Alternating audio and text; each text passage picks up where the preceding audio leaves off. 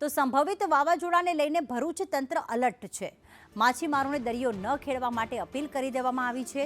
અગરિયાઓને પણ સુરક્ષિત સ્થળે ખસવા અપીલ કરાઈ છે. વાવાઝોડાની સ્થિતિમાં પહોંચી વળવા તંત્ર સતર્ક છે. ધરાશાયી વૃક્ષો હટાવીને માર્ગ શરૂ કરવા આદેશ કરી દેવામાં આવ્યો છે. તો વીજ પુરવઠો કાર્યરત કરવા પણ આદેશ કરી દેવામાં આવ્યો છે.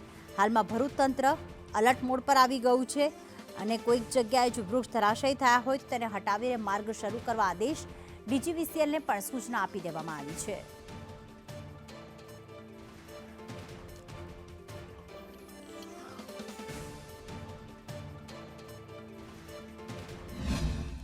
ભરૂચ જિલ્લો છે તેનો યલો ઝોનમાં સમાવેશ થાય છે, જેને ધ્યાને લઈ અને આગામી 28 તારીખ સુધી જિલ્લા વહીવટી તંત્રની તમામ પાંખ એના માટે તૈયારીઓ કરી લીધી છે, પ્રતિબદ્ધ છે.